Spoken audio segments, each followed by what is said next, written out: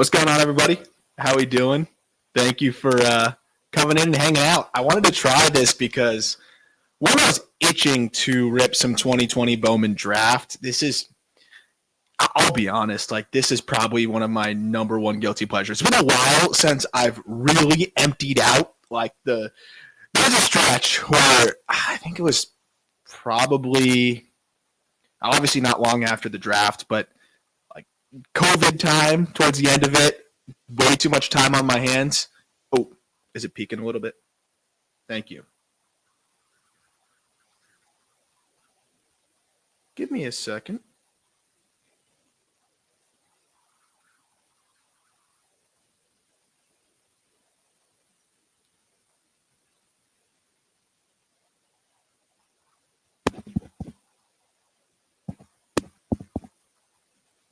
My fault. Hold on. That's why I need Jack. Jack is the Oh, there we go. How am I doing now? I'm good now? Okay. Sorry about that, guys. Thank you. If anything else is off, let me know because I am not very tech savvy and we're using OBS for this. OBS is some crazy stuff. Oh, really? Is it still? Okay. How about now? Alex, damn it. How about now? Good. Okay. I think honestly it is connected to the phone. Again, I am brutal with tech, but thank you for the feedback. What's up, Mark? How we doing, dude? I might need to shut down and fire back up in a second here.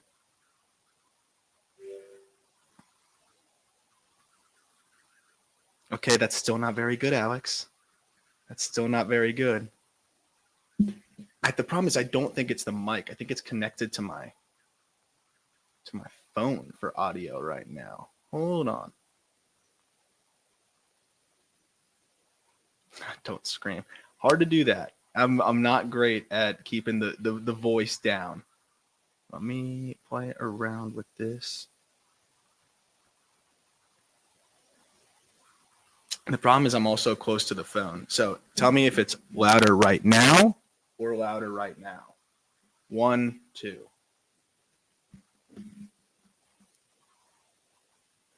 But I think I should be good. If it sounds good right now, I can roll like this. But appreciate you guys bearing with me. Sorry about that. Let me know if this volume's good. And we got that is insane. I got 2, 1, 2, 1, 2. I will just comfortably sit back here.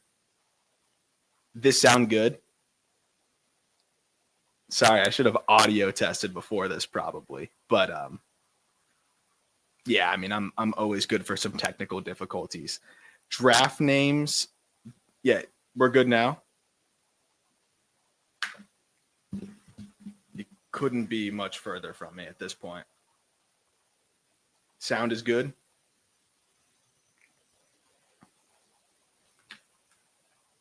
Let me know how we sound. If not, I'll just legit pause it and redo it. Let me know if it's a little too loud as well.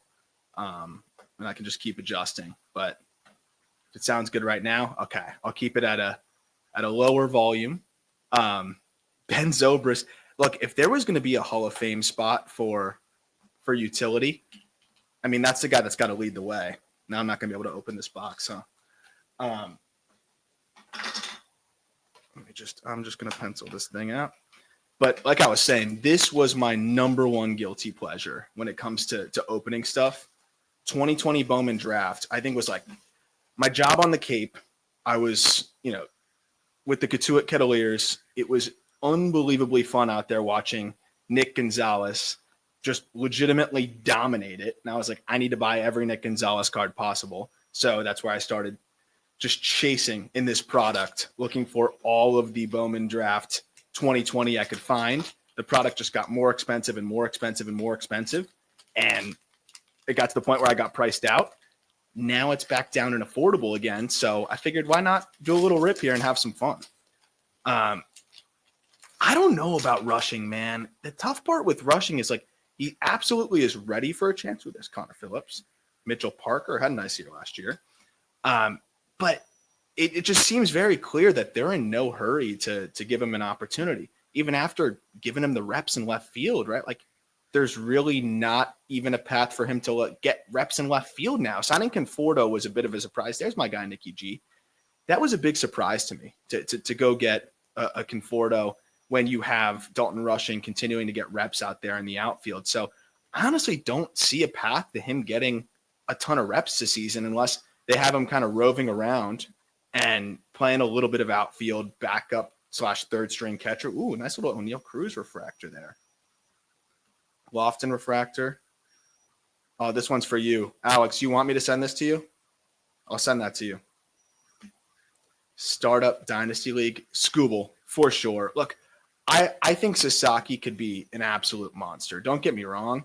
But like there's a lot of implied risk that's being, overlooked here. This is a guy that's had a long history of health issues. And like, I know pitching is risky in general, but we're talking about a guy that, has come off of multiple seasons here where he has not been able to really pitch the entirety of the season. Now you're going to be throwing with a new ball. I think the Dodgers are going to be very careful with him. I just think you have a chance to grab one of the best pitchers in Major League Baseball. Oh, God.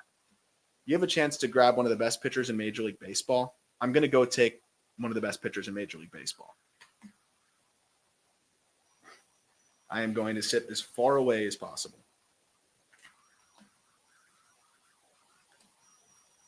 There you go, Alex. This is all yours as well.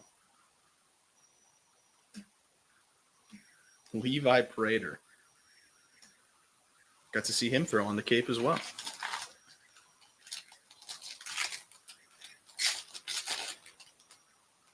Zobrist is sneaky, crazy WAR guy. Like crazy WAR numbers there. Like off of WAR, he could be in there. But it's just, I think you have to have that. That's where the cumulative offensive numbers really matter. And I just think you're looking at a guy that's, Zach Bean. I'll go to my guy, Jack McMullen. I'm going to give away some of these too. Some of the color that I pull, I'll be giving out. I'm glad somebody knew the Levi Prater four-finger story. Four-finger legend. But I think if you're truly looking at a well-rounded baseball player and like who was one of the best, sad story here with Espino, like Zobrist was a Hall of Fame baseball player. I do think that's a valid case. And shout out to Foolish Bailey for kind of leading the charge on that. Another guy that was a big reason why I was buying this product. Casey Schmidt, he was so much fun to watch and to it. Kirby, Reese Hines, Hudson Haskin, Griswell, Raya. No one's here for paper, right? There's Ed Howard. Oh, Gage Workman, Rule 5 pick. Jared Jones. Sneaky draft, man. We want the crochet auto here. Can you really be inducted as a utility? I don't think that's really possible as much as I do love it. It would start to move the goalposts, I think, quite a bit. Like, it becomes a larger topic there, I think. I'm just going to separate the paper here. Because it's like, shouldn't you just be good enough to dominate at one spot? Zobrist is the one exception because he played freaking everywhere. But and he brought value everywhere. But most guys, it's like because they didn't dominate enough at one spot or they just didn't provide enough offensive values, they had to move you around. Zach Daniels, Brennan Davis, sneaky ad by the Yankees in AAA. I do think that's a little low for Weatherholt. I mean, Pipeline's obviously got some great people, that are behind it there and they know what they're doing. But, I do find myself a little bit higher than the industry, or at least a little bit higher than most on Jay Groom, on JJ Weatherholt. I just, everything that people love about Travis Bazzana, I think you can apply a lot of that to Weatherholt. Of course, there's a little bit more injury concern, but Weatherholt has a chance to stick it short. He hits the ball a little bit harder. The contact rates are not far off. Where's my auto? And he's, I think, just a little bit more, like, obviously Bazana's floor being higher and the approach and everything is great, but there's a lot of the same things that Weatherholt does. And then you have a chance to stick it short. Again, Bazana, there's a lot of intangibles you can't match. The track record of hitting is ridiculous. I'm not saying he's better than Bazana, but it's not that far off. And I think it should be considered a little bit closer in that regard. This has to be the auto, by the way. This has to be the auto. A lefty shortstop. Hoffman. Ciccone, the newest Guardian. Hauver. Hankins. Just confirming again, audio is good. Oh, what a sad one. What a sad story here. I'm hoping he can come back and surprise some people. Oh, man. There's our first auto. Logan Hoffman. Yippee. Yippee. I'll give that away to a Pirates fan that's listening.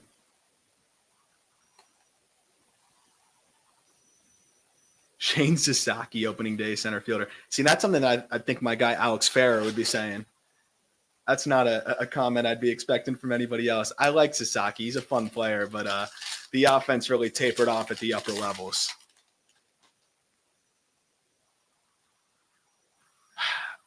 I'm going to go with Lorenzo only because, in terms of which bat I like more, only because he made a tangible adjustment mechanically from both sides of the plate at the end of last year. And I really think that resulted in the strong finish. Ooh, nice little Jarren Duran. It's paper, but it's a $4.99.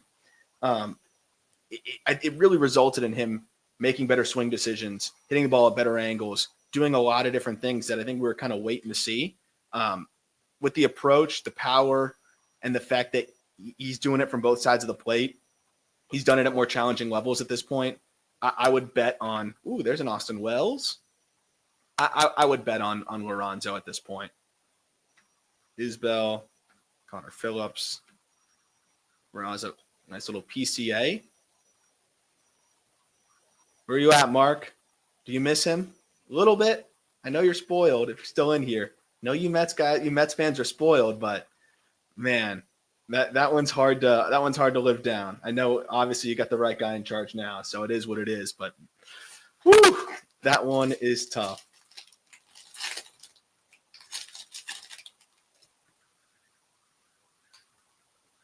Landon Knack. Sneaky good arms in this class, man. It's a weird draft, but some sneaky good arms.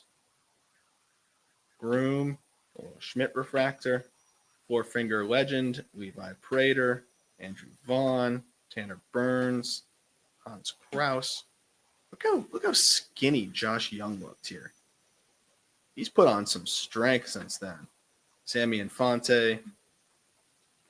Will Klein recently acquired. And then more paper. We are giving away, I'm going to find out a good way for me to give away that Pirates auto. I do think you see Eldridge this year. Everything that they have done timing-wise and pacing-wise, I think was all, there we go. It's paper, but there's a crochet. I think was with the idea of having him be big league ready at some point this season. I'm expecting, like mid-season, if he's swinging it well in AAA, I don't see a reason for them to keep him, in the PCL, just feasting down there, Yeah, the Roki posting's interesting because timing-wise, it does, I never want to speculate on things like that, but clearly I think there was a focus on if I come now, I'm going to be able to hit free agency at age 28, 29, and that's where I'll get my big bag instead of waiting, seeing how things go out there. It's a whole long recovery, and then it may throw off, the earnings at that point. And then the contract you get at that point would put you into age 34, 35. So timing-wise, obviously there's a lot of money at hand here, a lot of smart people that mold it over. And it does make you wonder, why was this the best decision for Roki to come now rather than, Duran Refractor. How about that?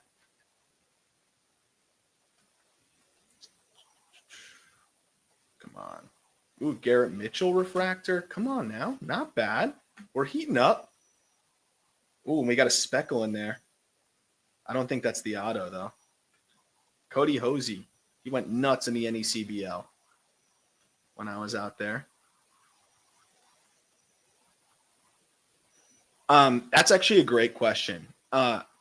Walker Jenkins, I think it's a ton of it is projection. I think people are giving him a little bit of the benefit of the doubt on injury. No doubt, you're definitely disappointed with an 102. Let's see what this is real quick, and then I'll answer it. Oh, Trevor Larnick. Got any Twins fans in here? I'll give this one away too. Ooh! Let's go. Let's go. That's a nice one. That's a nice one. I don't think I'll be giving that one away. I'm sorry. How about Colt Keith refractor? I'll be honest, I did buy a lot of Colt Keith and sold a lot of it after he got that extension. But now I can have one to hold on to. Let's go. It looks like it'll grade out well too. Who would have thought? Hayden Cantrell, by the way, this guy is the man. Had a nice year in AAA with the Cubs this year. Follow him subscribe to him on YouTube. If you want to get an idea of just what it's like out there, just a day in the life professionally, he puts out some awesome videos. He's a great dude, sick athlete. Five Guy is his channel on YouTube. Check him out. He's an awesome dude. Big fan of his.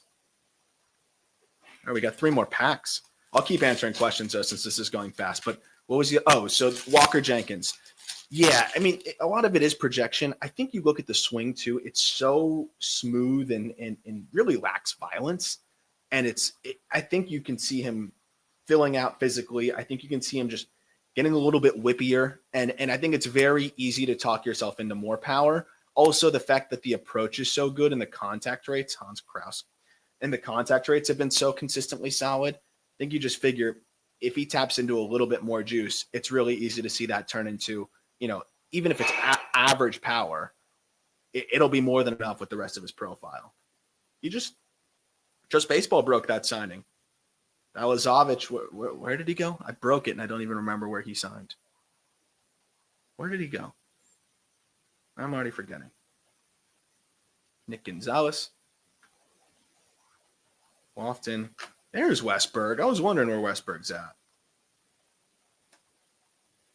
Spino. G-Rod. There's a Bobby Witt.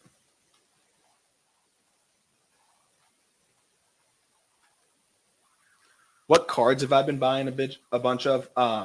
So I did buy a lot of Roman Anthony. It's too late now. I'm actually trying to sell a little bit just so I can keep doing stuff like this. Angel Hanao. I'm a big fan of Angel Hanao.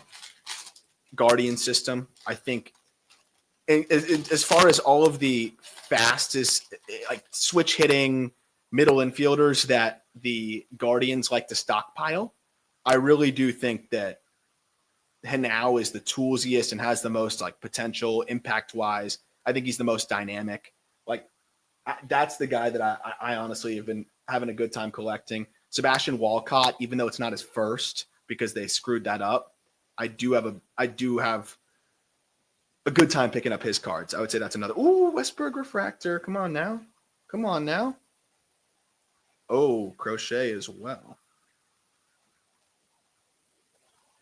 I don't know if Job's a lock to make the opening day rotation because of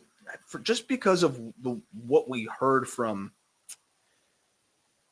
Scott Harris. It just felt like either he wanted to make him feel like he was earning it, or he really is a little bit non-committal and they want to temper the innings and kind of ease him in there. Shea Langoliers. Is this numbered? Oh, that is numbered. Alex, I'm sending this to you. Alex Farrer, if you're still in here. Franchise Futures, Dax Fulton, Max Meyer. It's a 99. I was just talking about Dax today. He's healthy after the second elbow surgery. I'm really rooting for him. He's a great dude. Great dude. Alex, that's all yours, baby. DM me your address. That's all yours. Noah Schultz, I think, is.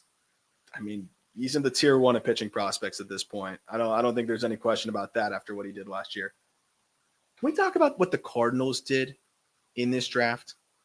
How much they nailed it? And say what you want about Jordan Walker. He's gonna have a nice big league career. They go Jordan Walker. They go Tink Hence.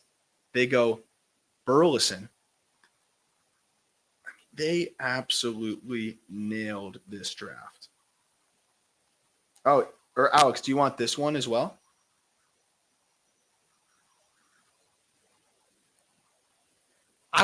Yohandy Morales, I don't know what his card prices are right now, but that's a swing that I do think is a little bit of a work in progress here.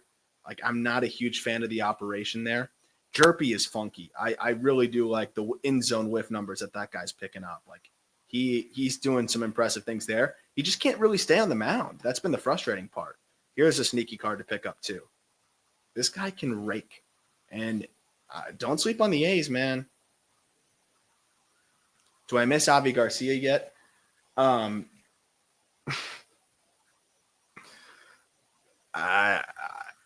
don't think I will ever miss that guy. I'd say about as much as I miss a migraine. Bleday would be the best player on the Marlins, buddy. All right, here's the last auto.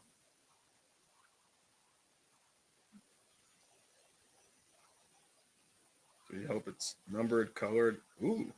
Oh, it's one of those draft class ones. Well, we'll see what it is. Do me a favor, go and look at this guy's walk rates. Burl Caraway. Go look at his walk rates. Ooh, there's a Jordan Walker first. There's my guy, 5 guy. Yeah, he really loved the game. Do you know he trimmed down a little bit? I'm shocked that didn't result in instant domination. Okay, what do we got here?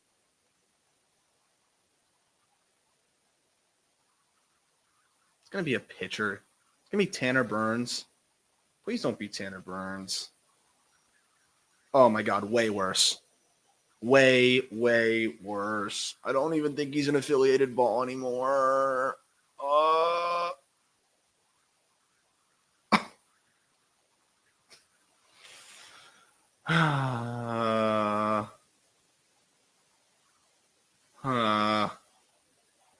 Anybody want this? That's brutal. I hope PMAC rakes for the Phillies. I really do. Let's go through the rest of these papers. This guy's on the restricted list. I think I don't even know what the deal is. Santos, I thought he could get taken in the Rule 5. No idea where he is now. He's going to have a sick year. Best catcher ever. No comment. Good depth. And there. Not bad. I'll take the Colt Keith. I will take the Colt Keith. That is a nice one here. That is a nice one. I'll keep answering questions. I don't know what to do with my hands here. I can just leave that part blank, I guess. But I'll give some of these away, actually, in the meantime, too. Bleday over Griff. Well, I'll tell you what. After 2025, I'll be Griff over Bleday. But Bleday playing a decent center field, man, was pretty crazy. Pretty crazy. The Marlins trading PMAC made 0 sense, but they also had no interest in playing that guy anymore. So, bizarre. Ryan Walker or Doval 2025. Ryan Walker. Doval, of course, the ceiling is higher. But, dude, Walker, you can just rely on that guy. You can absolutely rely on that guy. And, being able to go more than 3 outs, but just the crossfire delivery, I just don't see how that is ever not going to work. Whereas Doval, he's so erratic. It's inconsistent. You have the makeup concerns at times too. I would go Ryan Walker every day of the week. And, in high leverage, I want someone that's going to bring my heart rate down. I don't know if you can say that Camilo Doval brings your heart rate down necessarily. I think Brenton Doyle's a star in a different way, right? Is he going to light it up offensively to be a perennial all-star? No. but that's a star talent to me. There was 106 from the outfield. He is one of the best defensive center fielders that we got. He hits the living crap out of the ball. He flies. And it was a slow burn for him offensively. It took time for him to get to where he is. But I think he's going to continue to get better. He feasts on fastballs. He's gotten to the point where he hits breaking balls at least well enough.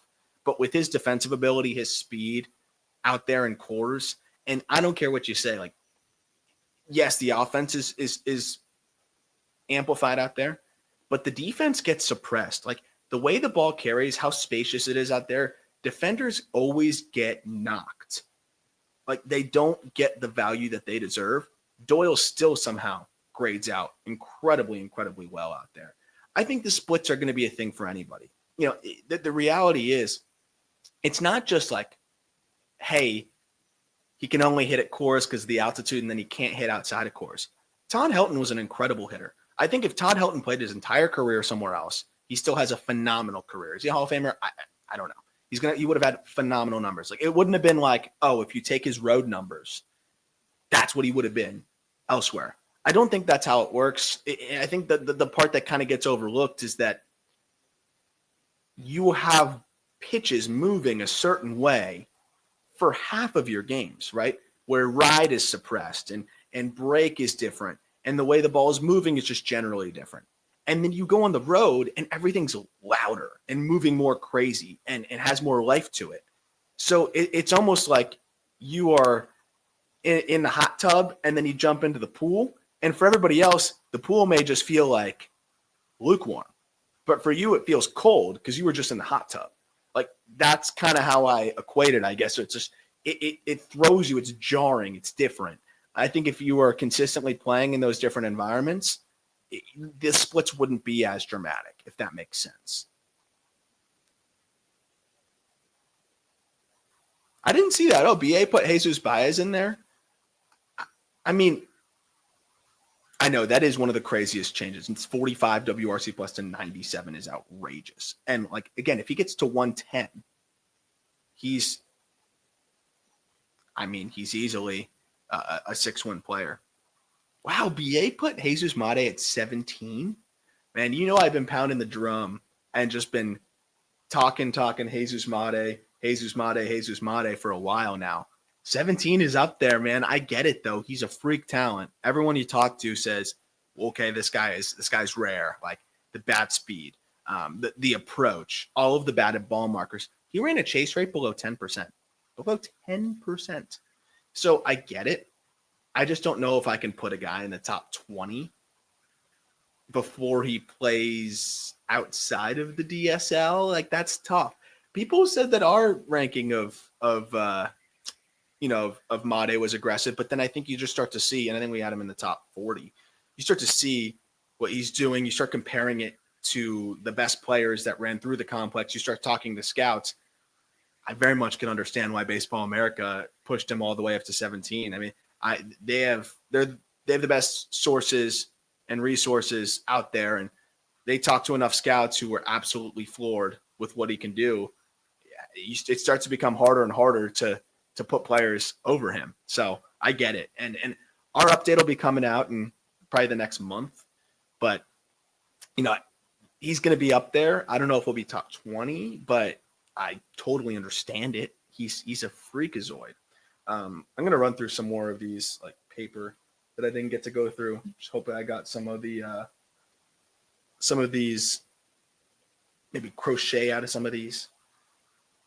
Yeah, I mean, it was sub 10 chase, by the way. It was sub 10. I'm pretty sure it was an 8% chase rate. Like, unheard of. Peter Hernandez. What was the Cole Young question again? I'm sorry. Can you ask it again? Coar, Jarvis. I'm just trying to stockpile some crochet paper.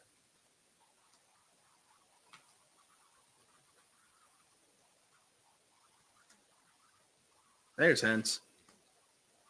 If he can stay healthy, man. If he can stay healthy.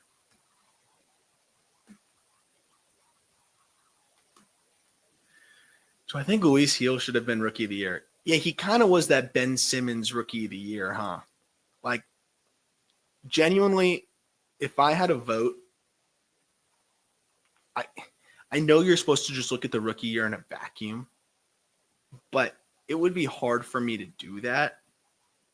Like, Wells limped to the finish line, but he also caught 110 games. So it's kind of unfair to knock him for that. And he also graded out as one of the better defenders at catcher in the entire sport. And Colton Cowser played great defense in the outfield, even fielded in center field, hit the living crap out of the ball, and was one of the best players on one of the best teams in the American League. I generally would side with the position players as well. Luisio wouldn't have had my vote personally. And that might have even been without the fact that he made his debut when I was still in college. So he hit the ball harder than 103 miles per hour the last month of the season. I can check on that for you. Let me check on that for you. Okay, I know I'm good with the numbers, but I'm not that much of a freak. I don't have it like that. From August from September onward, Cole Young actually did not hit one. Like, I appreciate it. I don't have that in my bag. No way. Oop, did we freeze? There we go. Okay.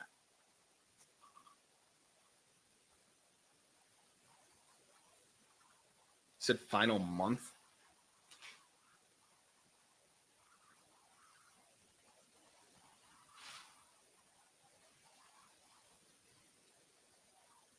Yeah, he did. He did. I can confirm. Final month, we got a 103.2. We got a 104.2. We got a 105. So there you go. 103.2, 104.2, 105. Aiden Miller, I think, is a stud, man. Absolute stud. The bat speed.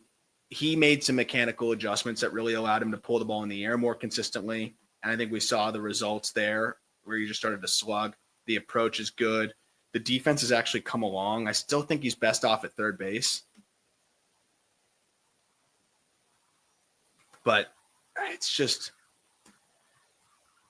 I think in terms of offensive profile, it could be 270, 20 to 25 home runs. Ooh, there we go. There's a Jordan Walker. 20 to 25 home runs, walks at a good clip.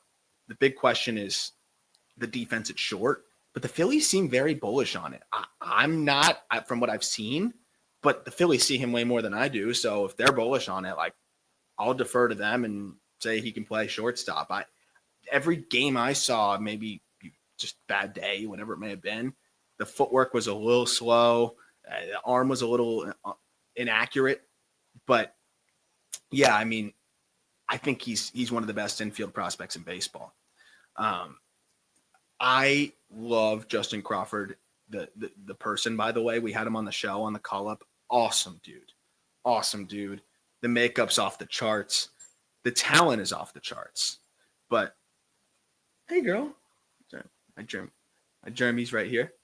But I do have a concern about the ground ball rate. There we go. There's some Jordan Westberg. I mean, he's hitting the ball on the ground like 60% of the time. He runs well. He plays good defense. Like, that stuff is great. He hits the ball pretty hard. Can he just get it in the air? The swing's kind of long. It gets a little crowded inside. If he can elevate, all of a sudden I think he's a rocket ship. But 60% ground ball rate's a little hard for me to get behind. He's got time, though, of course.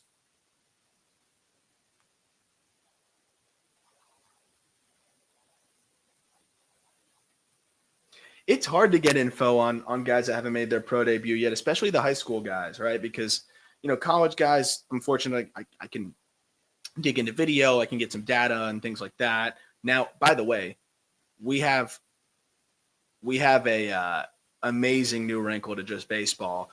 Tyler Jennings, Jared Perkins, their show On the Clock is incredible, but also Tyler's draft rankings are on our site now as well, which I'm so excited about.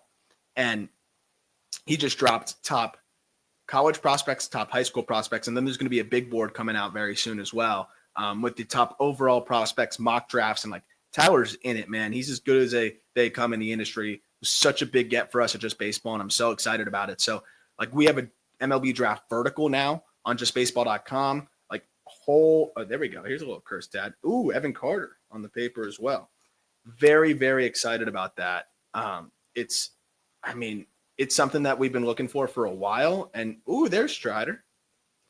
And, there's not a lot of good draft coverage in the industry in terms of, like, not a lot of good people to be able to find and hire. So once we got Tyler aboard, I was like, this is the most exciting thing we've had going for us in a while, and very pumped to add him. And I think you guys are really going to like the draft coverage there.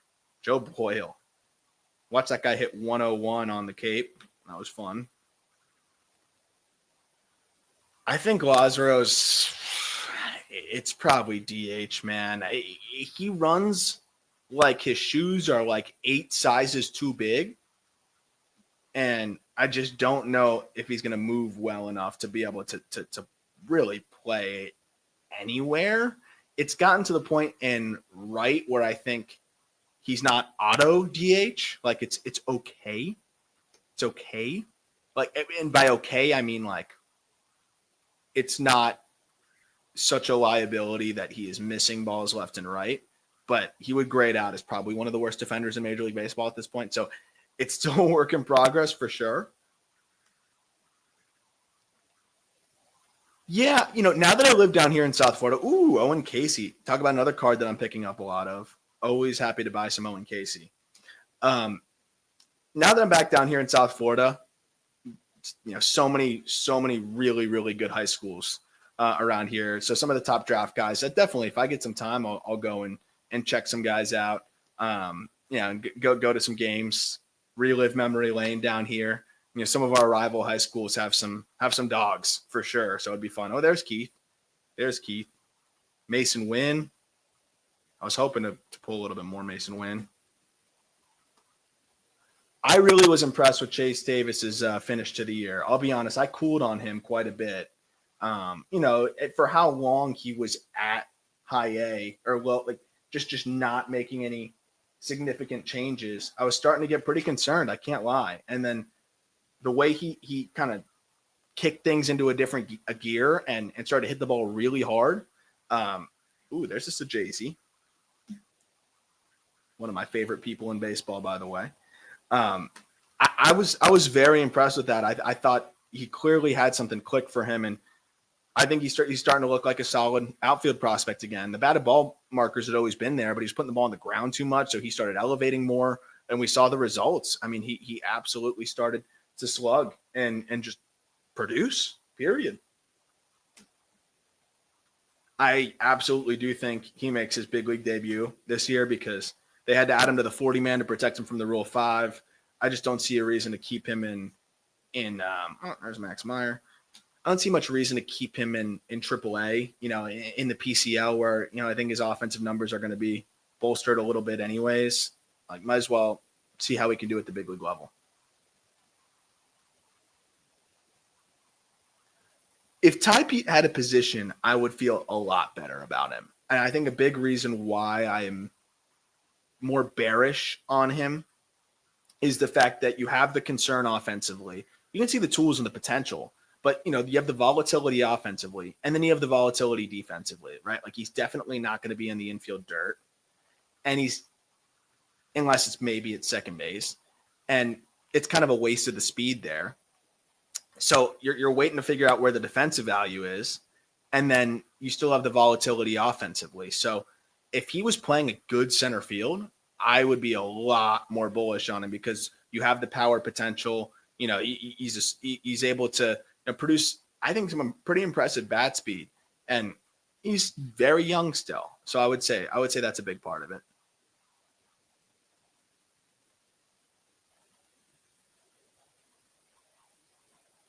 Wait, are Ty Pete cards expensive? Look at how lanky AJ Vukovic was, man. 3-sport athlete, though. Onward.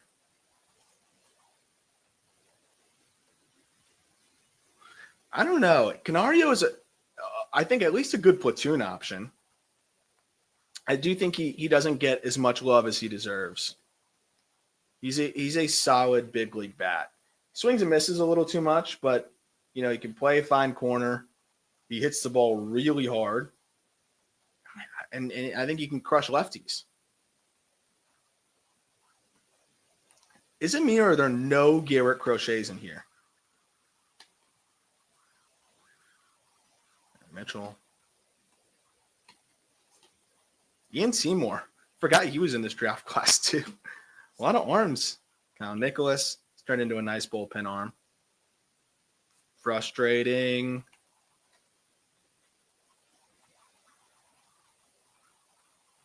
The thing is like, I think Seiya Suzuki is one of the most underrated bats at this point. Like, that guy mashes. So, like, as much as I would love to see the two young guys get run, I think the only way they do that is if you have, I think, the Cubs struggling and they're sellers. And that's like the selling version of the team the second half of the year. I can't see them doing that unless they are, struggling a little bit.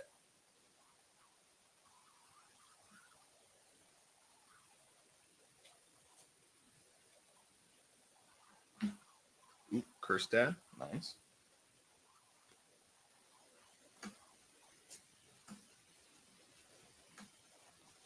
I know he dropped that ball in right, and everyone's upset about that. What were the Cubs doing in the playoffs, man? Come on. I know you want to get there and everything, but come on. They did enough to hurt themselves before that drop ball on so many different occasions. It's so unfair that he gets scapegoated like that. I really think it's unfair. Like, have Cubs fans not learned at this point to stop isolating one moment? It's like with Bartman, man, like, yeah, it was a turning point.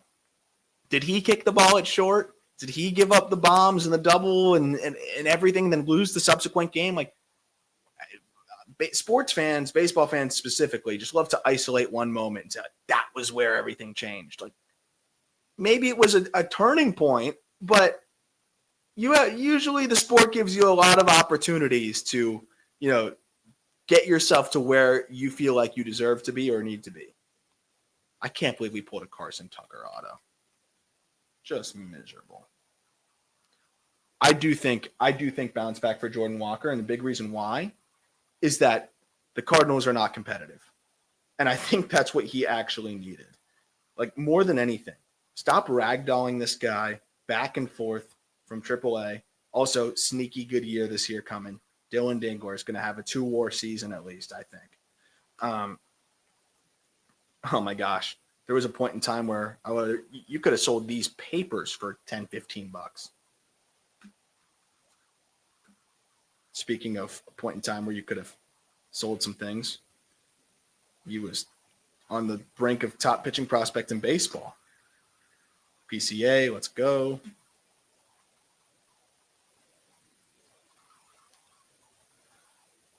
Lazaro is so much younger.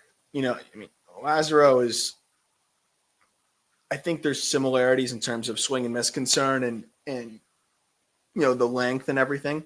But Laz is a kid still, and the fact that he's been as productive as he has been at the levels that he has been at, I do think it's hard to equate the two because he has so much more time to cut down on the whiff. Ooh, there's Jared Jones.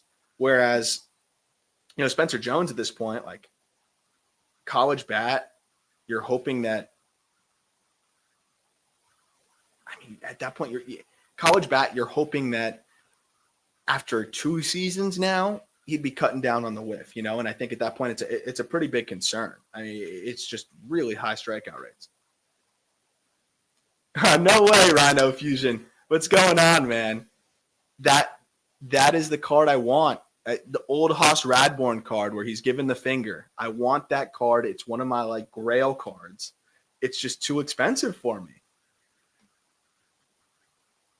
What's in Haskin? I don't need that.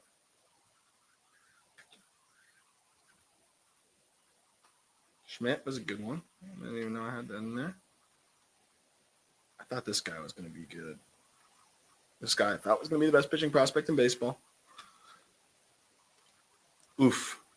At least we didn't pull. I mean, this still would have been better than Carson Tucker. I legitimately think he's out of these.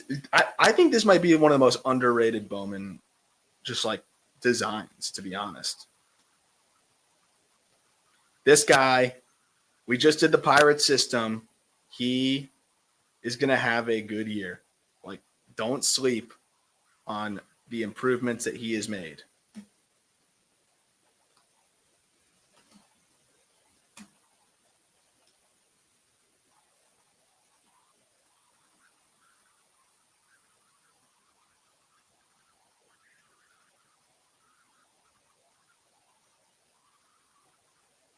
What was the 2021 Giants cheating accusations again? I don't even remember that.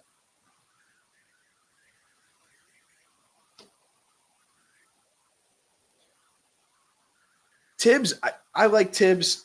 I think it's a solid bat. I do think that he's going to be a platoon guy. There's that crochet that I was waiting on. I'm just trying to sorting through my favorite ones now.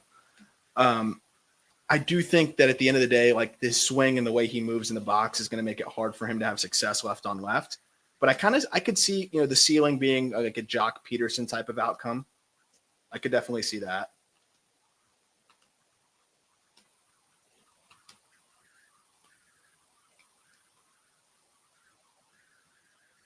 I do think Luis Angel Acuna's play moves the needle. I mean, that's a guy that we were high on. He was a top 100 prospect for us. Did I go through these already? No, I don't think I did. He was a top 100 prospect for us, and it was a shockingly bad year last year until he got up to the big leagues. And then once he got up to the big leagues, like, just clicked for him, and he looked great. But like, it's a guy that great defender at multiple spots, can play a really good second, really good short, really good, at least pretty good short, solid center, like super utility type, steals a ton of bags. I mean, there was a lot to like, and he really broke out the year before, and before the trade. I really do think that's a guy that is starting to play more like we've been used to seeing him play. No. What the Giants did that year was master platooning like none other. They had and in every way. They had 8 guys in the bullpen with 10 plus saves. They had what was it? 8 different hitters with double-digit home runs. They had 5 different guys with 20 in that ballpark. They just mastered platooning to the nth degree. I do think Hentz made a ton of strides last season. I really do. The concern is just health for me. Is he going to stay healthy and available? Is really it. And speaking of Hentz, there he is. Let's go. There's a reason why they've been so careful with his workload, and I do have the concern of can he handle that workload, or is he going to end up being more of a relief guy? Stuff wise, execution wise, he put it all together last year. I thought it was everything you could have wanted to see from him last season, and they did take the training wheels off a little bit. Speaking of injuries, man, this guy's just never had a chance. I really hope he can have a chance to stay healthy this year. We haven't even seen him pitch off the complex yet. Baczynski's turned into a nice reliever. Cantillo, Barnhart, Beater. Let me see Shortridge. A few more papers here. I'll answer a few more questions. Alex, Morlando might be pretty good, man. I know that would hurt the agenda, but Morlando might be pretty good. The power's pretty legit. The field of hits gotten better. There's Bobby Miller. What a weird year he had. Dabovich. There's another Tink Hentz.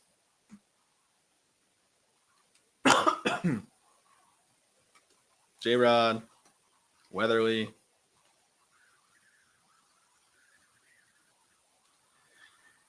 Maui Ahuna, I think, too much swing and miss, personally. If there was a little bit more defensive value, maybe. But I think there's just too much swing and miss there with him, unfortunately. Bobby, Dabovich. Oh, there's another crochet. Come on now. Just sifting through the paper, baby.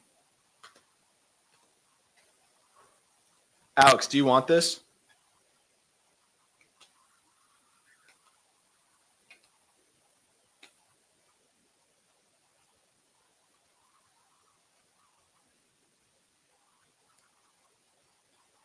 That's a great trade.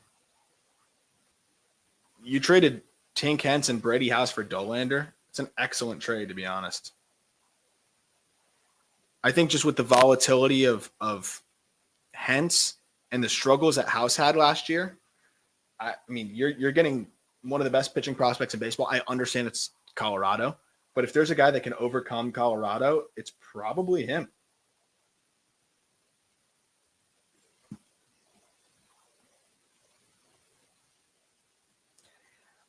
I think what the Reds are building is being undersold because I think people wanted to see them spend a little bit more.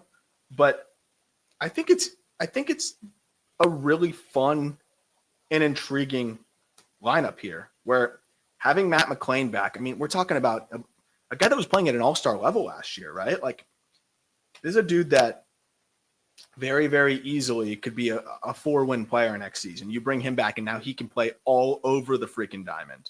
Ellie De La Cruz is only going to get better. I think a guy like Spencer Steer is going to take a step forward. You didn't have Christian Encarnacion Strand the entire season. You hope that you get something from him. Jamer Candelario can't be worse. Pitching-wise, you add Brady Singer. You hopefully have a healthy Lodolo, but you also have Rhett Lauder now in the fold. I think you move Ashcraft to the bullpen. That's going to help the bullpen. I would like to see one more right-handed hitting outfielder, but they may have kind of achieved that by, having McClain kind of moving around. So, I mean, I like where they're at. And I think Gavin Lux is going to play well in that ballpark. I do. I think that power is going to finally play up a little bit more out there. So, look, I think Murakami's super talented. Don't get me wrong. But I do wonder if the swing and miss hurts his earnings potential a little bit. Like, he's got crazy power. I mean, I was at the WBC. I watched him hit a ball 116.5 miles per hour. But, like, he swings and misses a fair amount. And there's not a lot of defensive utility there either, right? Like, he's going to be a guy that is either anchoring. I don't think it's going to be third. It's probably going to be first base / DH. So he's got to really rake. I wouldn't give him more. Who knows? I could end up totally eating my words on this, but like a guy like that, I'm not giving him more than $100 million. Look at what Pete Alonso's struggling to get. Pete Alonso averages 40 home runs a season. What do you want Munetaka Murakami to do when he comes here? Maybe he's a generational talent. He hits 50. I don't know. But Pete Alonso's also already hit 50. I think Pete Alonso has better bat-to-ball skills. If Pete Alonso's struggling to get 100, I don't see Murakami getting 100. But who knows? Sometimes things blow my mind contract-wise. But look it up. Dodgers, Michael Busch. I understand no pitcher has ever been good for Colorado, but you could make a legitimate case that Chase Dolander is the best pitching prospect in Rockies history. You would have Jeff Francis and you'd have John Gray as the other two top prospects. Pat Bailey, Groshans. Do you want this? Alex? I can give that to you. I can put it aside for you.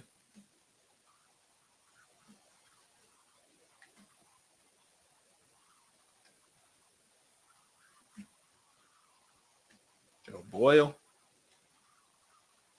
Ooh, there's Carter. I was hoping for some Carter. There's Strider.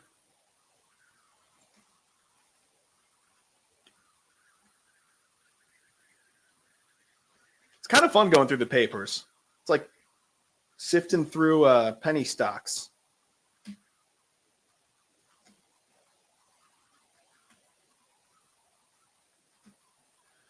Yeah, the thing with Ubaldo, though, is he was maybe a fringe top 100 prospect. And then, he had the fever dream stretch with them and then, never really could match it.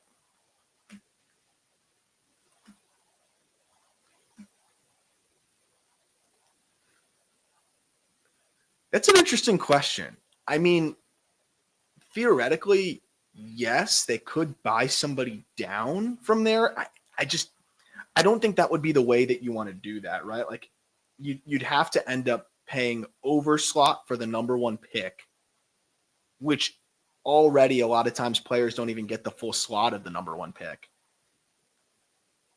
It would be one of those situations where like you'd probably be hurting yourself more than helping yourself unless there was such a clear-cut number one pick. And at that point, you're not going to just dedicate the whole pool to it, because then, you would have to essentially, because the other team would probably be willing to match that. So, unless you have one of those clear-cut, like Adley Rutschman type of situations, even then it would create a really unique situation, but I still don't think they would be able to do it that way. That said, I think they have the best draft situation, period, if that makes sense. Like, you're going to have whoever falls into your lap in those top few picks. And then if you either save money or go full slot, you're going to have so much room to work with the rest of the draft. That's why I think it's pretty wild that the Mariners aren't, aggressively shopping. I guess teams just don't want prospects that badly right now. It's more big leaguer for big leaguer trades. But I mean, I'd be willing to pay up a little bit extra, right? Like, I'd be willing to move a Cole Young, Harry Ford, whoever, knowing that I'm about to replenish my farm, like, right after this draft. And you got to have confidence. And if you're the Mariners, like, they continue to draft well. Like, bet on yourself. I would.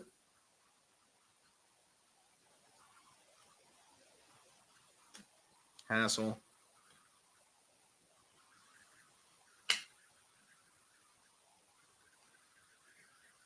The double, the TJ and the internal brace pushes me towards Skeens. I think it's a conversation if Strider had never had surgery. But even then, I think the field of pitch that Skeens has is otherworldly. This guy was the number one pick and then taught himself a new pitch. And that pitch became one of the best pitches in Major League Baseball. How is that possible? He's not human, frankly. Like, not human.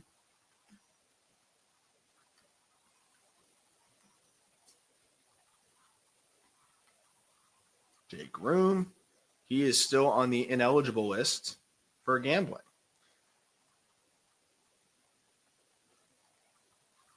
A few more papers, a few more questions, and then I'm going to give away one of these cards, and we will probably call it a stream. I thought it was a super jumbo box, I can't lie, so I thought we'd have a little bit more time, like, in terms of ripping. But let me know if this is something you guys enjoy, minus the audio issues where I'm blowing everybody's ears out with the microphone situation. I'll play around with OBS and figure out what the deal was there. But it seems like everything was fine after that with the audio. Seems like everything was better after that point.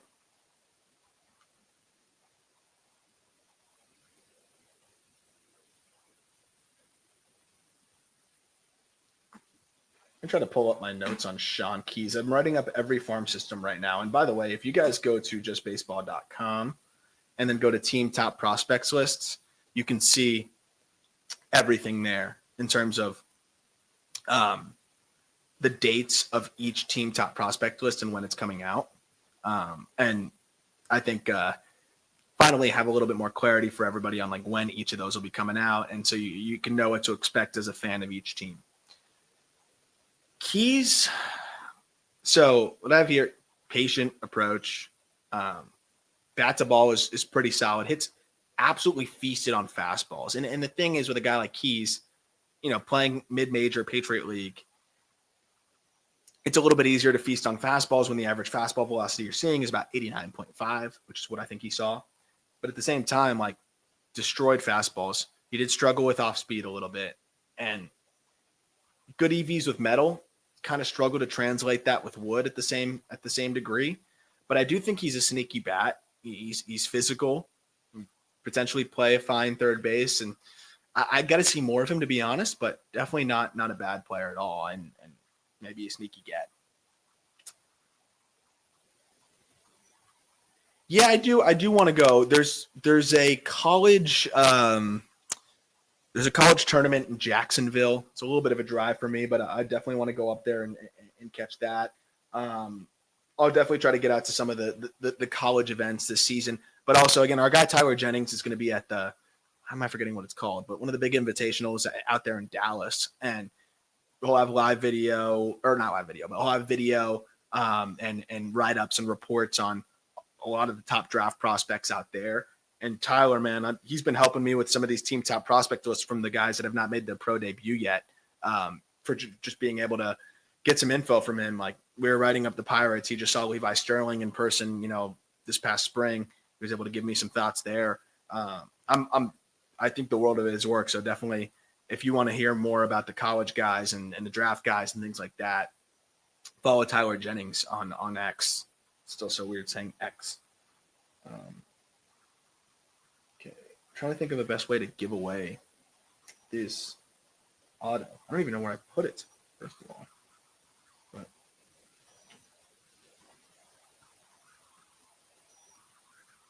this Larnach card's pretty cool. This Larnach card is pretty cool. I think I might be all out of paper to sort through at this point. We got the Burleson refractor, Wade refractor. I'm just sorting in terms of ones I actually want to keep versus everything else. Pearl Caraway. The irony in how some of these age, like glimpses of greatness, Andrew Vaughn, doesn't always go together nowadays. Take a couple more questions and probably call it a stream. Let me know if this is something you guys want me to keep doing, because it is really fun for me. And I want to do it with 2024 draft, because I can answer more questions about 24 draft. This is just one of my favorite products. I just wanted to rip this, except this does make it worse when you end up with one of these. But let's go through some of the hits. Also, there was no color in here. Did we notice that? I did not get one, other than that, speckle, no color. If there's any Carson Tucker fans out here, I will happily send this out to you tomorrow.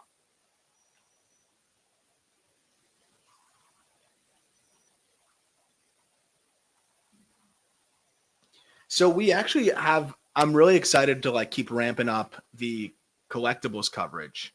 And that's something that we have a vertical now for on justbaseball.com. Brought on a couple writers that know the hobby inside and out. I ask them questions 24/7, and they're helping me understand, how I should go about, investing in the hobby, collecting the right cards, all that good stuff. And potentially we already have worked with eBay on doing these box breaks at major events that you guys will be able to get into, right? Where I'll buy a case of, we did a case of Bowman Draft. It goes to charity. The proceeds go to charity. My best friend's family charity, which is Conan's Clubhouse, Joe DiMaggio Children's Hospital. And it's a blast, right? We raise money for charity. We rip product. We hang out. We talk. And we're still figuring out the logistics of that deal with eBay. But the hope is that we'll be doing that throughout the season. And if we're doing that throughout the season, obviously we'll be ramping up the collectible side of things on here. No doubt about it.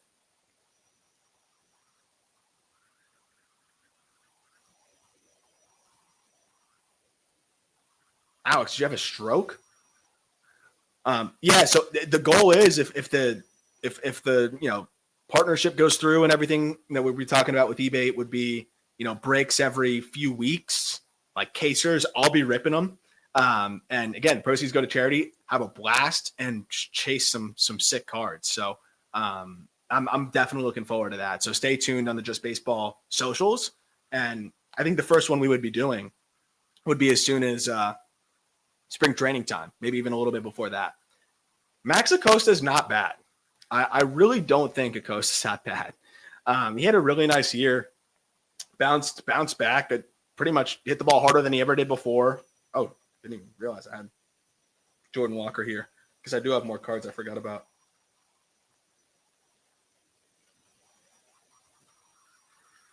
Tier 1 prospects. I guess tier 1 would be guys. I'll be generous with tier 1. Let's say it's top 30 prospects. I consider Bazana, Weatherholt. I'll say top 40 just to make it easier. Bazana, Weatherholt, Cam Smith to me is a top 30 prospect. Hagen Smith, Chase Burns,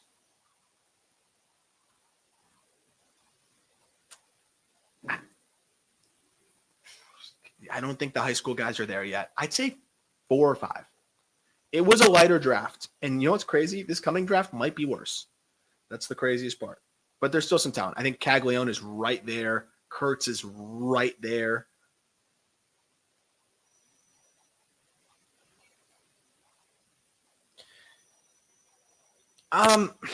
It's hard, because at the end of the day, they are top 100 prospects, right? Like, if we're basing it off of this idea, and the second they sign, they are amateur prospects, or they are professional prospects.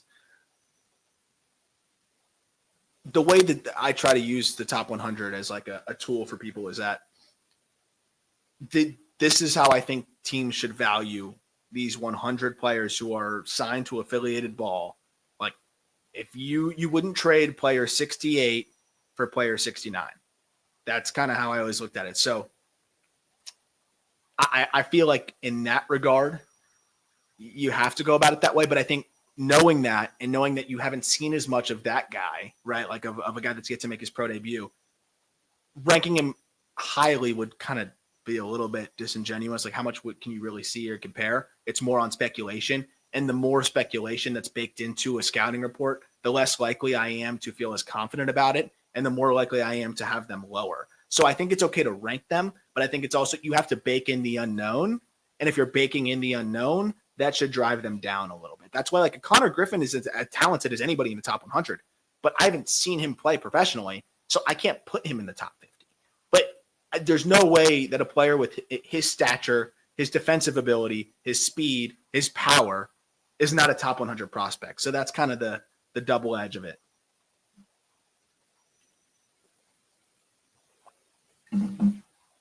Great question, Mason. So I try to use examples like Jared Kelenic. Where did, like, prospects that were super highly touted, super highly touted, where did it go wrong? What did we miss?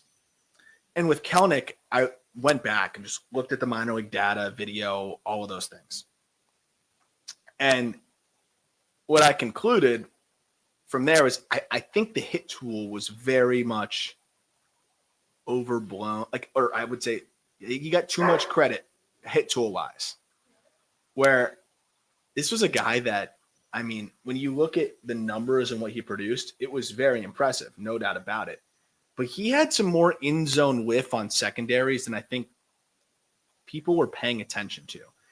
Maybe 6 years ago, we weren't digging into that as much as we are now, but it's not like it was 20 years ago. It is interesting how much the in-zone whiff was overlooked. And if you look at him swinging, like, he's stiff. Like, there is some rigidness to the swing.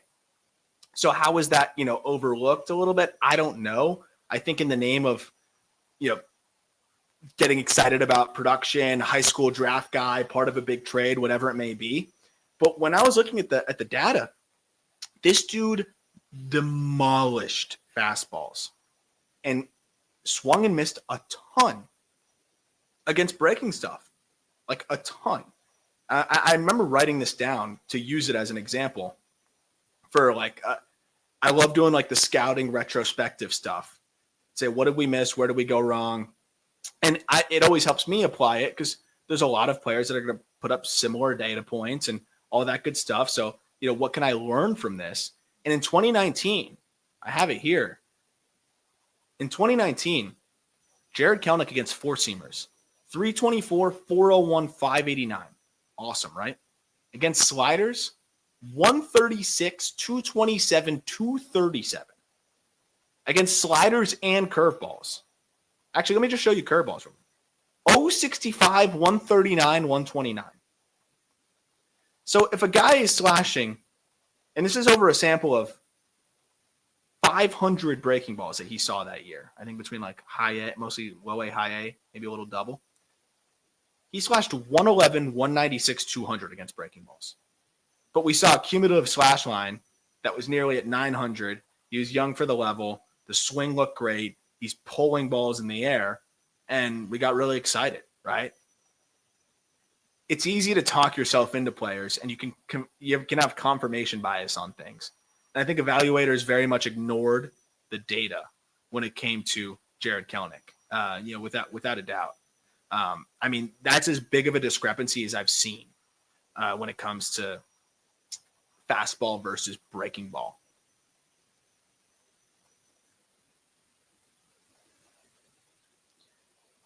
Yeah, so real quick on that, Ryan, we're funny enough, like buddies from college, but we're not that like we were friendly in college. Peter and I were closer because we were in the same fraternity, but Jack and I had class together in journalism school. So we had always been friendly, and then we played club baseball together. But it was not really ever something that I thought about. Jack and I were always going the play-by-play route. Jack's way better broadcaster than I ever was. But I was planning to go through the minor leagues, climb, do the play-by-play side of things. Jack was already doing that. Then we graduated into COVID. So I had a job broadcasting in the minor leagues. That job disappeared because I canceled the minor league season. So did Jack's. And Peter was selling tickets at the time for the Yankees. So there we go. I didn't even know I had a Westberg in here. So he kind of got screwed too. And I'd always wanted to build a baseball site. Because at that point I was hosting Locked On MLB Prospects. And I figured, I'm going to be bouncing around from team to team broadcasting wise. The podcast I was doing, Locked On MLB Prospects, Locked On Marlins. I didn't own the RSS feed. Locked On started, everything for me from a podcast perspective, and I'm forever indebted to them and the opportunities that I got there. But the idea of building a podcast that you didn't own, it was like I knew I was eventually going to leave, and so I was like, I always wanted to build my own brand. I got really into the prospect side of things and all of that, and so as I continued to fall in love with that and build up the show, I was like, man, maybe I can build a site or whatever with prospect analysis, and put it all there. And then around the same time, Peter was really pushing on he's like, man, there's so much potential for short form video and things like that. And I was like, okay, if we collaborate on this thing, it could be something special. Right around the time TikTok came out as well. And Peter was like, I'll lead the charge there. We reached out to Jack and we're like, hey, you want to do this with us? And he's like, what else do I got to do right now? Oh, I didn't realize I had the refractor here. So Jack was like, I'm in. And obviously having somebody like Jack, there's the Duran refractor, and his polish and everything on the mic was sick. And so we just started recording for fun and seeing how it went. And we're like, if it doesn't work out, we'll go back to our regular jobs and we can say we tried it and had fun. And we started putting the clips out on TikTok. One of my other good friends from Syracuse was a video editor, so he was clipping stuff there, and it just blew up there. And then people started actually listening to the show, and the show kept growing and growing and growing. We just kind of kept bringing people in, different friends in the industry or that I'd met through class or whatever it may have been, and kind of built this dream team, and the rest was history. But really lucky that, how things worked out timing wise, and really lucky that, people have given us a chance. It's been really a dream come true. Derek, I 100% agree. And all I'll say is could be soon. Maybe not. I don't know. It should be soon.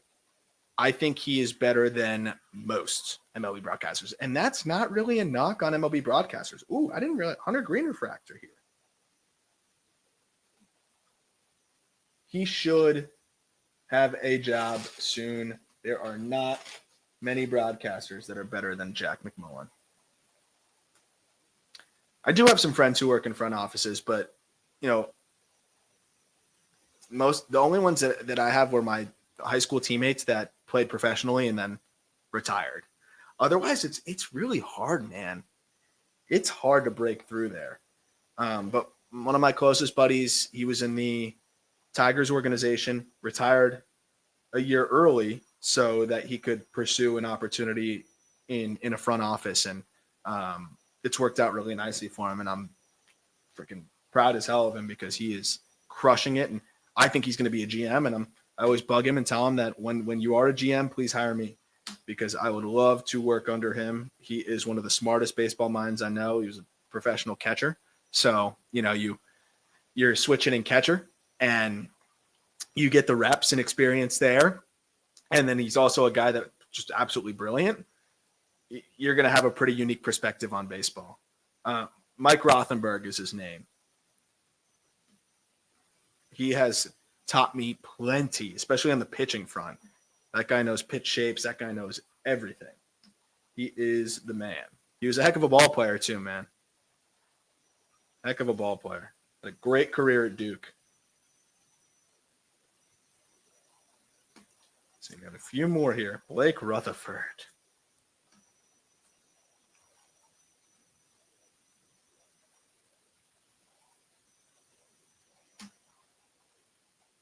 Nick Swinney. Where did this auto go? I put it down somewhere. I want to give it away. All right, Davis. Where did I put this auto?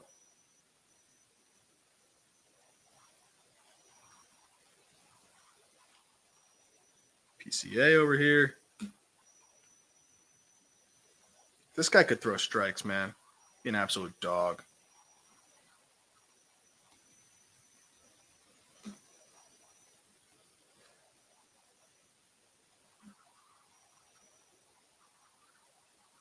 Do one or two more questions.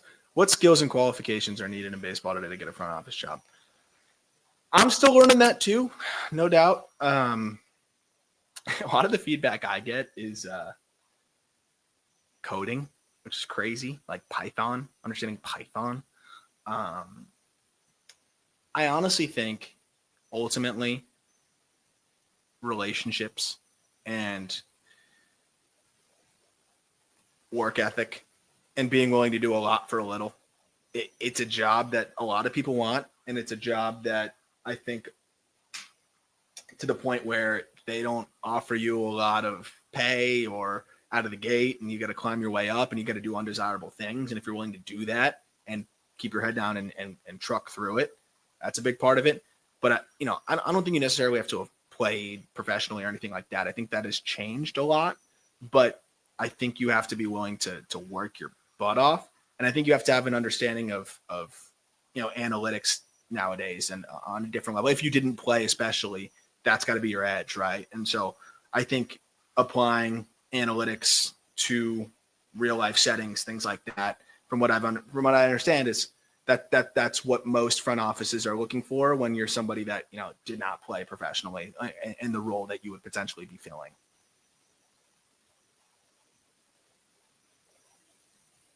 I don't know where I put the autograph here, but Clay, you want a J. Groom refractor?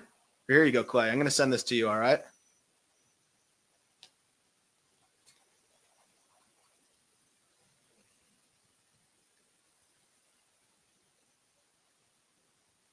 One more question, and I'll probably call it for dinner. Thank you so much for hanging out, everybody. Oh, Clay, you missed the heat.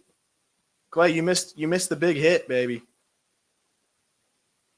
100% does not cover the cost of the box, but it's okay. It never does. Jeremiah, I will answer your Fayetteville question. I'm trying to think about that roster for this coming season.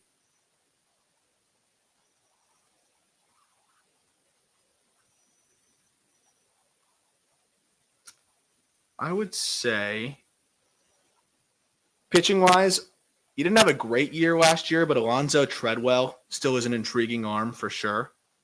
Anderson Brito is another intriguing arm.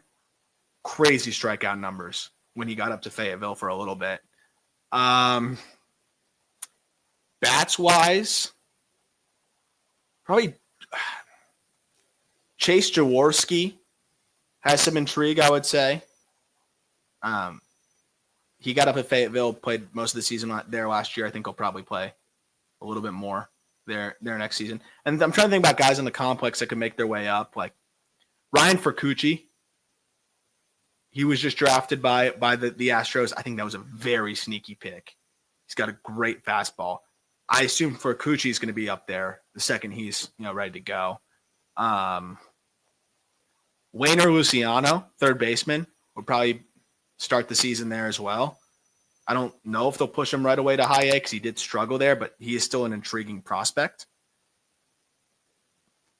I'm trying to think. It's a little bit thin to start the year, but I think they clearly have a little bit of a focus on replenishing that farm system a bit.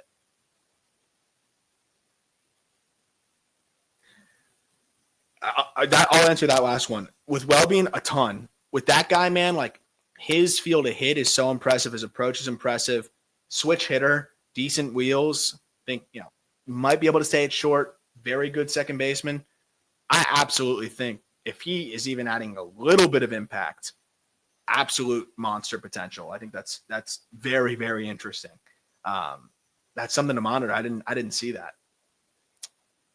Any tips in getting into baseball media?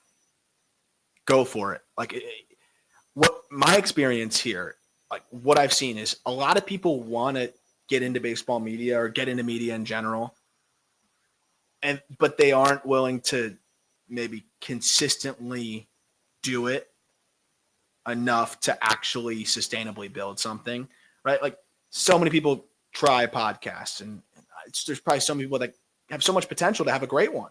But if you're not consistently putting out a show, right, like a couple times a week, and listeners don't know what to expect, excuse my dog, there's so many options out there that, I think you have to make yourself available. That's what we did. It was like, how are we going to get people to pick us over other people? Like, I'm going to be available every single day so people can trust us and rely on us to always be there. That's one side of it. I think two is being willing to work for anyone, anywhere. I wrote for free, and it shouldn't be that way, but it's the reality of it. I wrote for free forever. I podcasted for free for a long time. Then I podcasted for very little money, and I just loved it. Like I found a way to make it work in terms of like I had another job and I did it in my free time. And again, it's just really hard. It sucks that it has to be that way, but I think just being willing to do anything and take advantage of the opportunities that you get. I think Cole Young is probably at earliest a later, like at earliest late 2025. He made his swing adjustment at the end of the year. It did yield some better results, but it also resulted in him not hitting the ball as hard. I also think there's some defensive things he could iron out. At second base, he'd be better, but like you still have to adjust and get more used to playing there more consistently. I would say probably at least second half of next season. I just think that he needs a little bit more refinement offensively, especially after just making the mechanical adjustments. I think they sent him to the fall league to try to expedite that timeline. He got hurt, so that does affect it a little bit as well. Thank you so much, everybody, for asking such awesome questions and putting up with the loud audio and everything. But it was so much fun doing this. I wish I pulled better cards, but not bad. We'll take the Colt Keith Refractor Auto. Again, if you guys enjoy this stuff, like be sure to follow Just Baseball's channels, and we'll let you know every time I'm doing these. But it was a blast answering your questions. Thank you so much for hanging out with me and listening to me just ramble for a while and watching me just go through random paper cards. But it's always so great connecting with you all. And again, really, really appreciate you guys just wanting to hang out and talk ball. Look forward to doing more of these with you all, and have a great rest of your week.